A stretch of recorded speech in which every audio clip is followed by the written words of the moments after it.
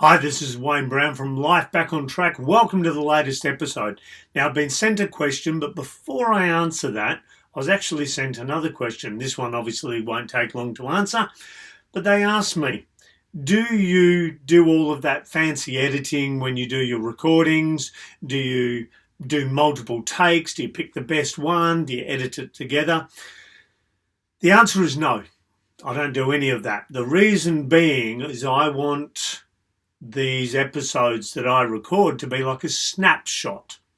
So I record them in one take. If I make mistakes, if I make goofs, it doesn't matter because life isn't perfect. Life is made up of little glitches, little problems, little challenges, and that's okay.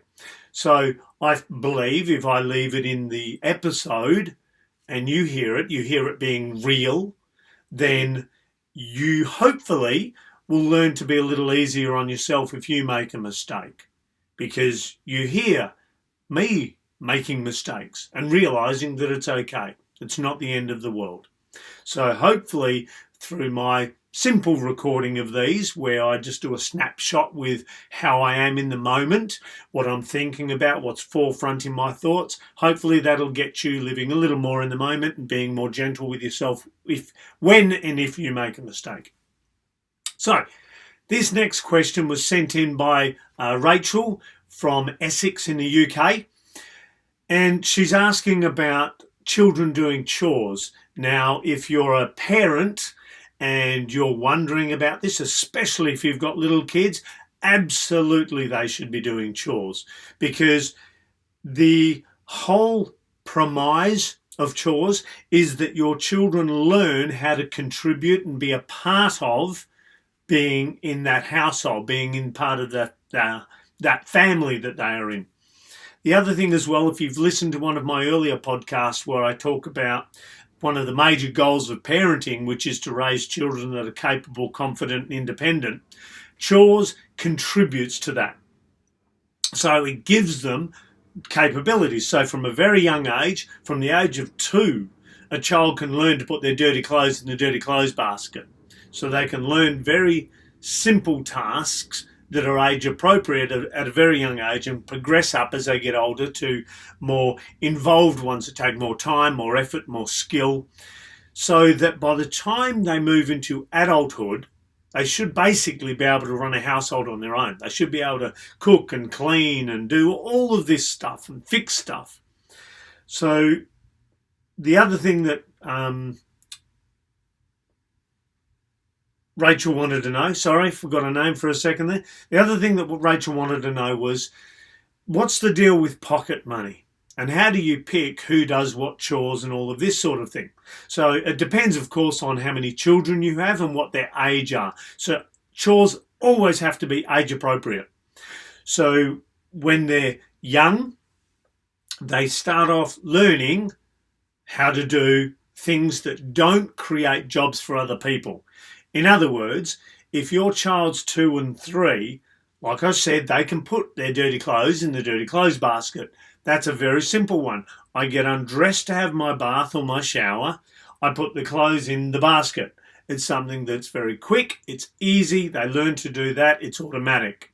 Now, if you don't start teaching that and they move up through their childhood and you're always running after them putting their clothes in their dirty clothes basket, they become an adult that can't do that simple task of putting their dirty clothes in the dirty clothes basket.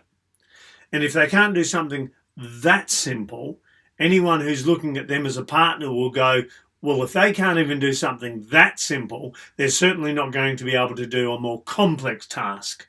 So you're giving them chores that are age appropriate, not only gives them a skill set, it increases their value as a future parent, as a potential partner, and as a human being. Because skills you learn at home translate out into the real world. They translate to what you do as a job.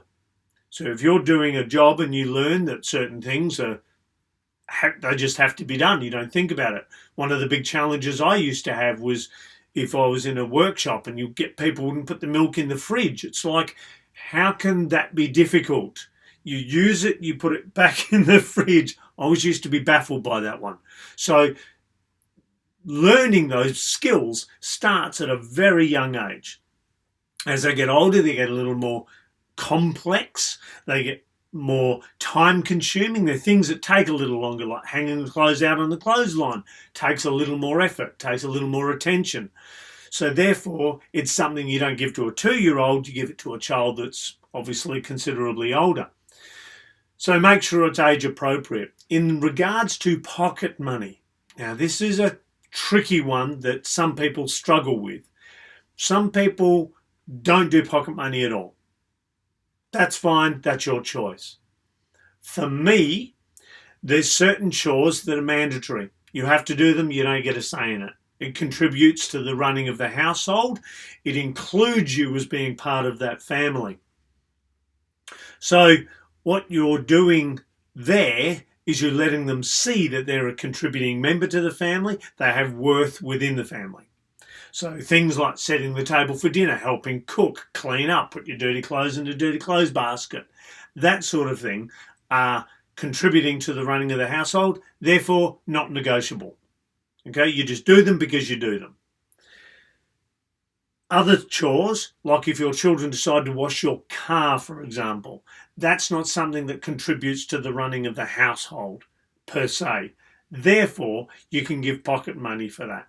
So you say to them, you wash my car, and of course you make the money age appropriate. You don't give $50 to an 8-year-old for washing your car. But if your teenager washes the car, you can give them $10 or $15. You just make sure it's age appropriate money, and also that's where you start teaching them about putting some of their pocket money aside, about investing it, about saving up for things, the difference between discretionary spending and mandatory spending, all of this sort of thing. So chores are a massive part of a child's self-esteem and self-worth. So as they're contributing to the family, they're developing a skill set. So they develop capability. The more they do, they develop confidence. And the more they develop confidence and capability, the more they develop independence. And you've rocked it as a parent. So there you go. Dead simple. I hope that answers your question, Rachel. Yes, they should do chores. Work out what's mandatory. Work out what's additional, where they can earn pocket money, and make sure it's age appropriate. And the big thing, make sure they do it. Don't give them a choice in the mandatories. It's you either do them or you do them. That's your only two choices. I remember years ago my stepson, he argued about some of his chores. And I said, that's fine, I'll do your chores. You can do mine. And I started listing off all of the things that I do in the running of the household. And he was like, no, it's all right, I'll do my chores. So letting them know that they don't have a massive amount, but it's necessary and it contributes. And it also shows them in the real world, everyone contributes. So regardless of your status, where you sit in the hierarchy in a workplace, everyone contributes to the running of the company. No one is more or less important than anyone else. And everyone has responsibilities. So having chores as a child, absolutely important, really important. Don't become one of these parents that does everything for the kids, because you will hamstring them and they will not be better off in the real world. So make sure your kids have got chores. Make sure you enforce it so that they become a better person, a better value person when they transition into adulthood. So there we go. I hope you've enjoyed it. You've got something out of it.